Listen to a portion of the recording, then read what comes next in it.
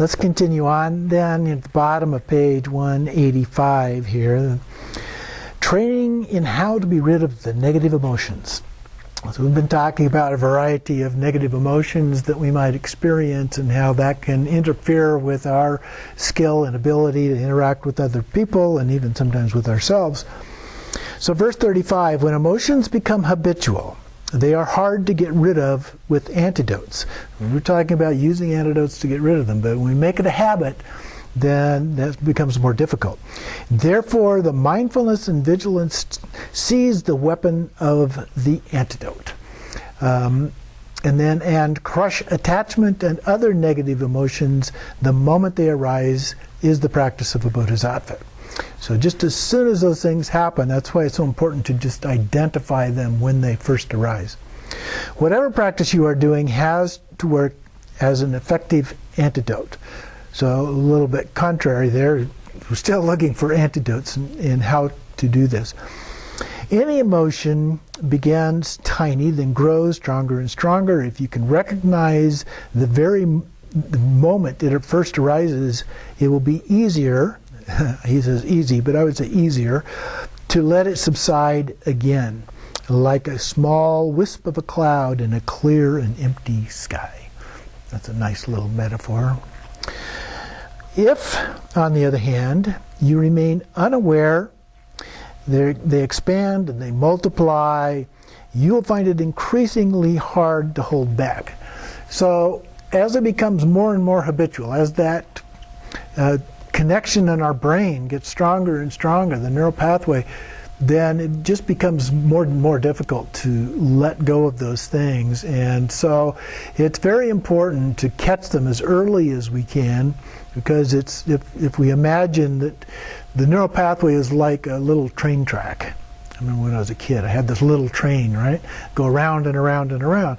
And if it starts over here, and then it goes up, well, the first bit we notice the train is moving, we've got to stop it right there. Otherwise it picks up speed and starts going faster and faster, and then it gets harder to stop. You hit the stop button, but it keeps going for a ways. It goes too fast, crashes in the curve.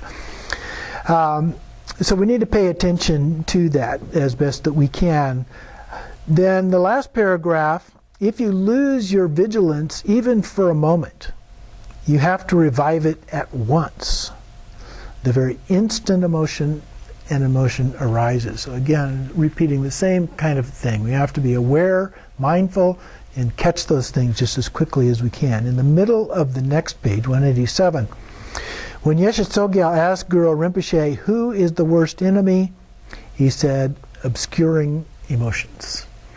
So those emotions that cloud over us and our actions, our speech, and so forth, those are the things that are difficult. And then the bottom, always stay alert, watch what your mind is doing, and think about it. Okay? Always reminded of the motto of the IBM Corporation back when I worked in computers, and they used to pass these out to people all the time. Think. Just think. Still a pretty good one. And the top of 188 here, third line down. Still you cling to samsara as if it were a happy place. Really begin thinking about samsara and all of the suffering of samsara. Even things that may temporarily make us happy may lead us to being unhappy in a few moments. Beyond that. Then the last paragraph, when your mind is distracted, you can be bitten by a mosquito without even noticing it. But when your mind is quiet, you will feel a mosquito bite straight away. In the same way, the mind needs to be relaxed and quietened if it is to become aware of its empty nature. The practice of shamatha is done for this reason, and through the practice, even a person with strong emotions will gradually acquire self-control and inner calm. Shamatha means calm abiding, and so that's an important aspect of that. When the mind comes to a stable state of relaxed concentration, your habitual tendencies fade away by themselves, while altruism and compassion naturally develop and expand. Eventually, you will come to a state of ease in the unceasing flow of the absolute nature. That actually is a nice phrase, the flow of absolute nature. So when you're in a state of rigpa or emptiness or whatever term you want to use for that, it's like a flow state as described in psychology. You get into that state and you stay with it. Or the example it's often used is sports, where someone, say basketball, they get into that flow state and it's like, the basket now is huge, they can't miss. Everything is in slow motion is another characteristic that's often given with that. The same thing can happen with rigpa, or with emptiness, or dharmakaya, whatever term you want to use.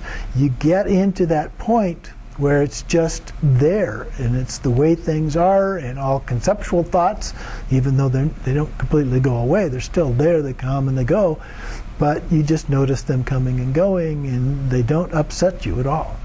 Okay? When an emotion begins to come up, you just watch it arise, you watch it go away, but you stay in that kind of a flow state, if you will. The flow of the absolute nature.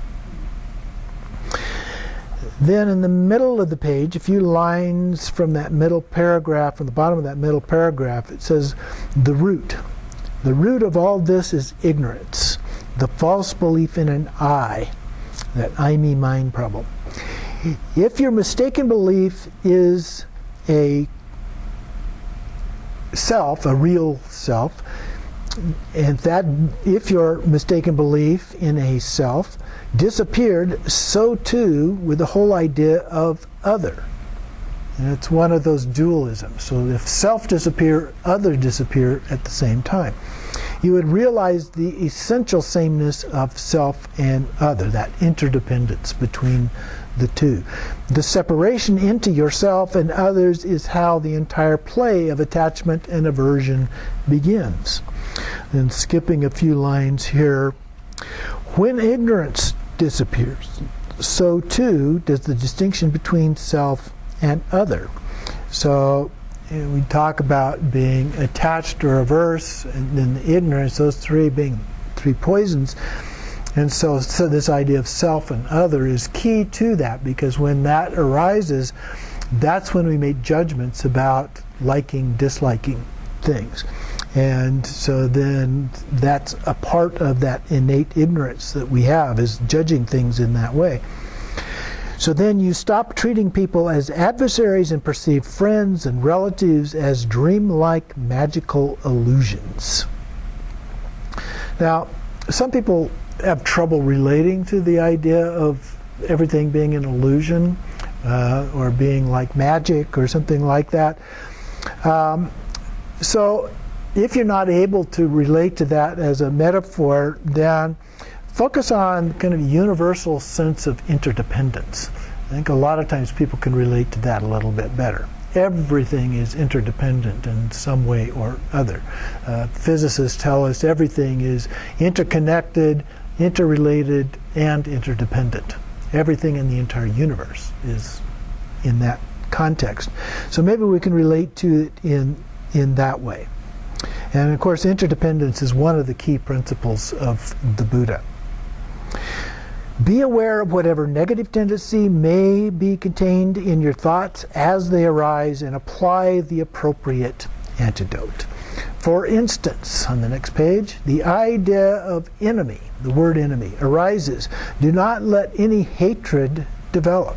Instead, generate great love for that person as though he or she were your dearest friend. If attachment arises, view the person as an illusion.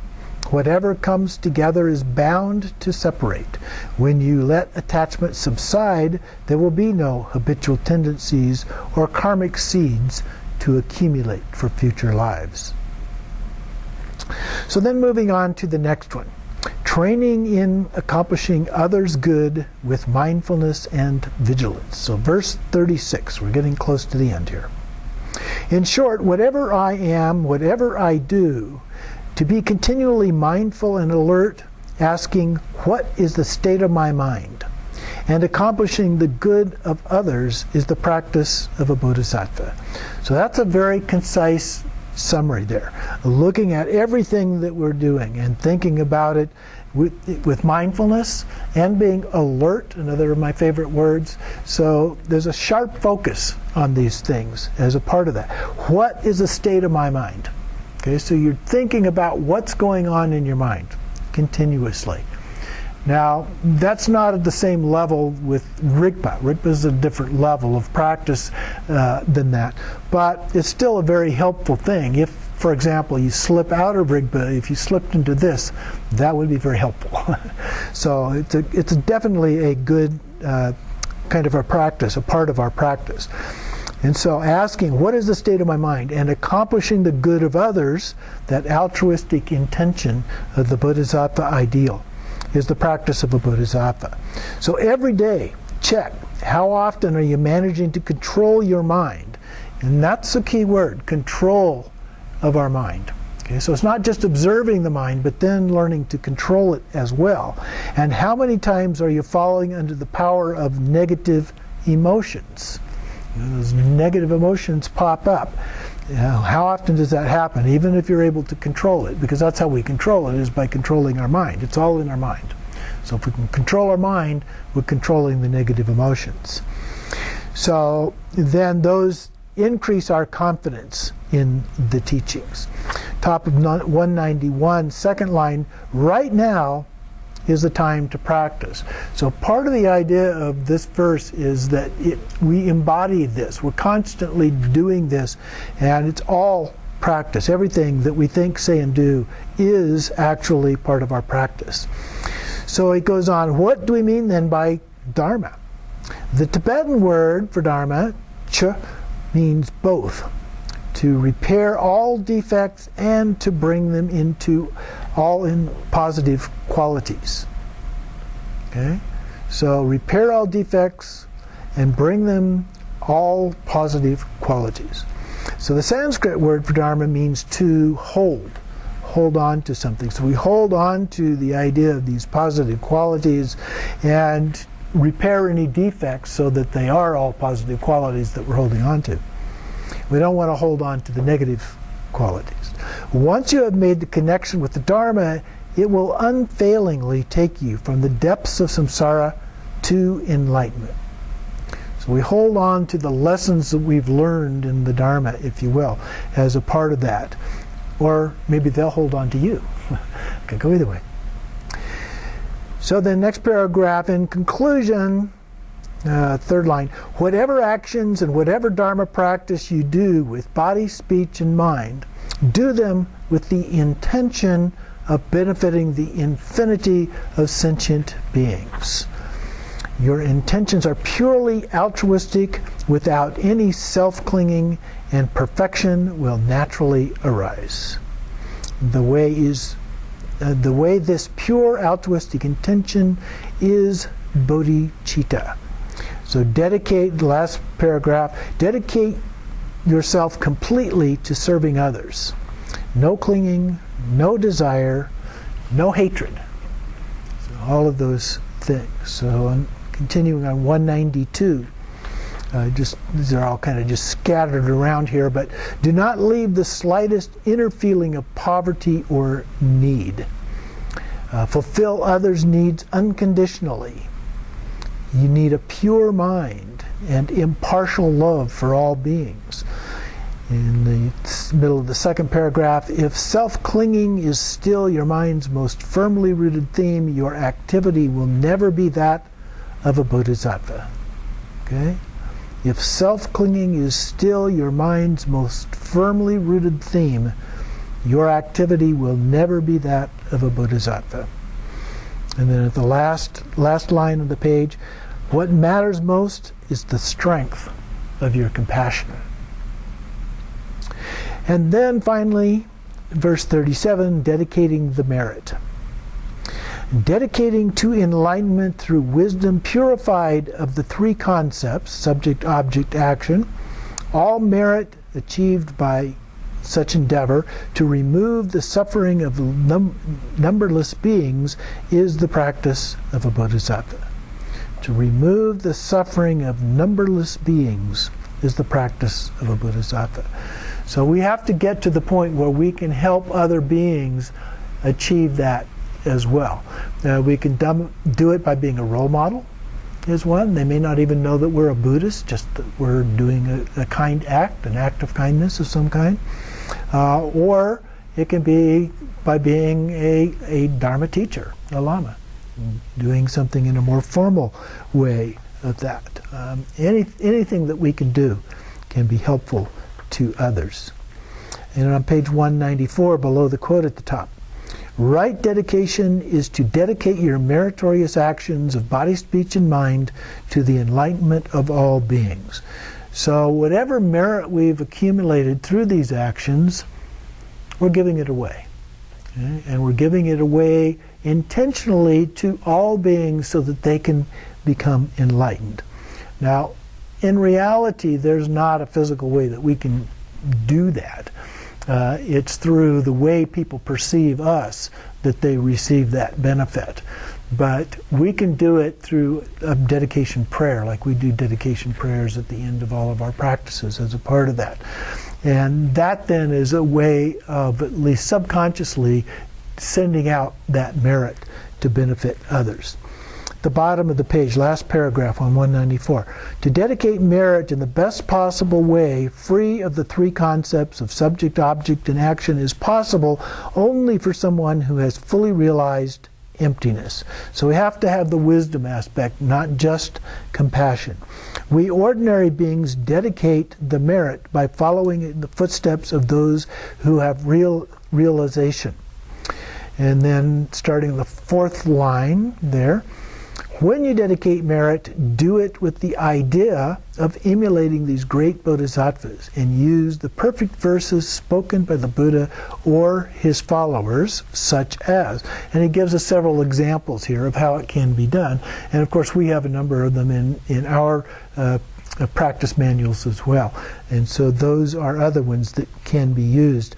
We'll just read through these. Just as fearless Manjushri did to attain omniscience, and in the same way that Samantabhadra likewise did too, just so to follow all of them and train myself, I perfectly dedicate these meritorious actions. Or from Mipam. By the power of omniscience, love, and prayers arisen from the enlightened hearts of Sugatas, may we all realize the magical transformation of the Buddha's wisdom. Or by the blessings of the attainment of the three bodies of the Buddha, by the blessings of the unchanging truth of the Dharmata, and by the blessings of the intentions of the undivided Sangha, may all my aspirations, just as made while dedicating now, in future come to be. A little bit awkward English there, but... And then another one here, top of 196. When strictly by impermanence they cross to the next existence, may I lead all beings in general and all those who have been connected to me in a positive or negative way. May I guide them efficiently. May I cut the stream of their suffering. May I ferry them across the four rivers. Those are the four forms of suffering: birth, sickness, aging, and death. May they soon obtain unsurpassable enlightenment. And then the last one, throughout all our lives, may we never separate from the perfect teacher. May we avail ourselves of all beneficial glory of the Dharma, fully perfecting the qualities of the paths and bhumis. May we swiftly reach the very level of Vajradhara or others. And then actions done with neither pride nor regret and then dedicated correctly bear an unhindered energy that enables us to progress quickly toward enlightenment. So that's that. It radiates out, our aura or whatever. It radiates out to other people and they can sense that. And then the concluding verses. So there's several other verses here that are added at the end. So we've done all of the 37 practices, but then Tokmei adds a few verses here at the very end, so we'll just touch on those.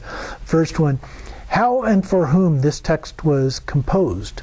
Following the teachings of the holy beings, I have arranged the points taught in the sutras, tantras, and shastras, shastras being commentaries, as the 37 verses on the practice of a bodhisattva for the benefit of those who wish to train on the bodhisattva path. So he's done this for those who wish to train on the path.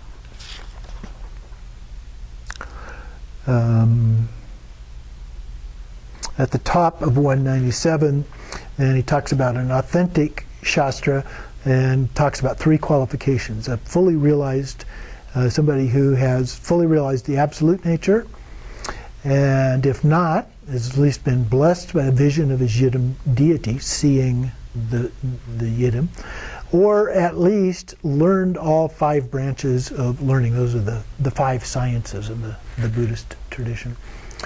And then he gives some examples of Nagarjuna, Sangha, Shantideva, and so forth. Going on to page 199, then number 2 here. The unerring nature of these practices. The best teaching for you is whichever one works for you and matches your level of realization. So sometimes people want to move along very quickly, and they want to move on to practices that are at a higher level than they are currently at. And that can be actually harmful because we're not ready for those yet, and we can create problems for ourselves.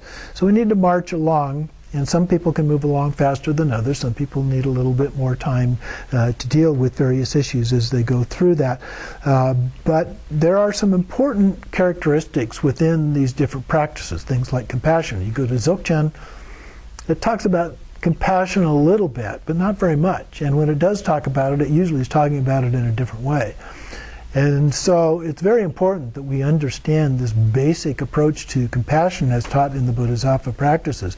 So if we just decide to jump over those and go directly into Dzogchen, we're missing one of the most important parts, because enlightenment is both awareness and compassion, those two together, or emptiness and compassion together. There's different words for parts of it. But that compassion is this compassion that we're talking about here.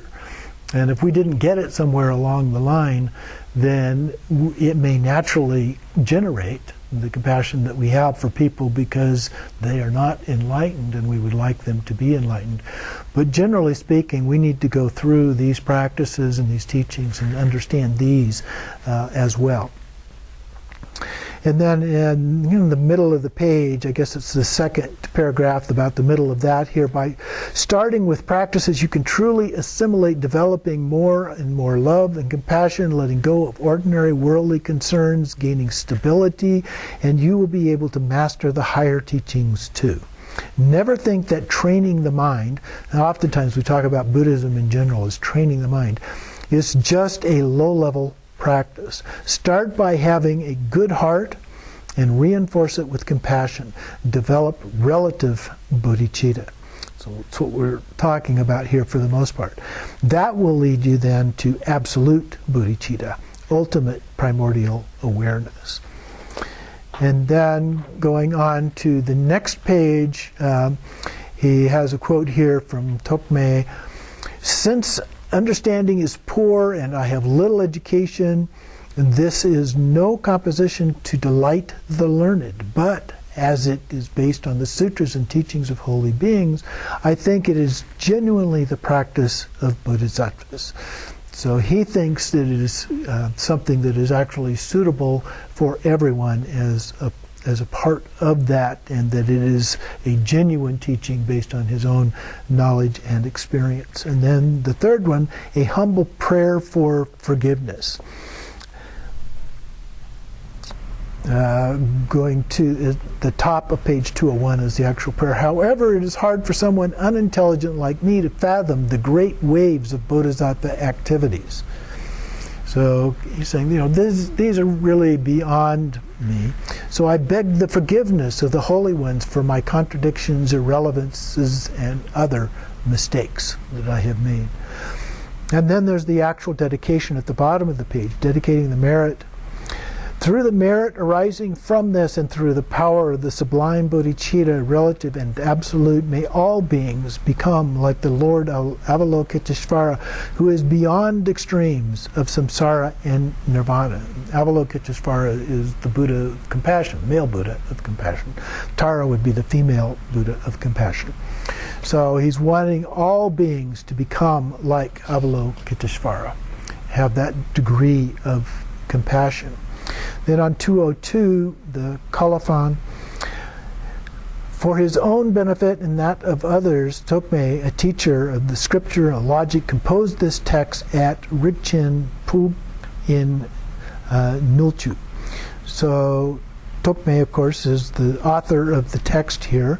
Rinchen is a place called the Jewel Cave, and then Rinchen Pub Jewel Cave in this area, and Nulchu is a place in central Tibet. So just give you an idea here. And then in terms of final practice on 203, just below the quote, if you practice the Dharma, you should never give up. From the beginning to the ultimate fruit, you should become determined to practice until you drop dead, or maybe after that too. As Milarepa said, do not hope for any result, but practice sincerely until your death. And then the last two lines here. Realize how extremely rare it is for the Dharma to appear in this universe, and how precious it is to have the opportunity to hear it and reflect upon it. The next paragraph, second line. Everything is now in your hands. Skip a line. Do not waste even a day relying upon a spiritual master and following his words or her words exactly. Your confidence will grow, and you can achieve the supreme level of Vajradhara. In the next paragraph, last two lines of that one, the Buddha said, I have shown you the path, but it is up to you to achieve liberation. So, it's now up to you. So that is the end. Now, there are some other things you might want to take a look at in the text here. There are some appendices at the end. So the first appendices talks about a spiritual teacher. And the first part of this deals with the right and wrong teacher. The Words of My Perfect Teacher also has some text like that. I have some of the different sources in my book I've included there.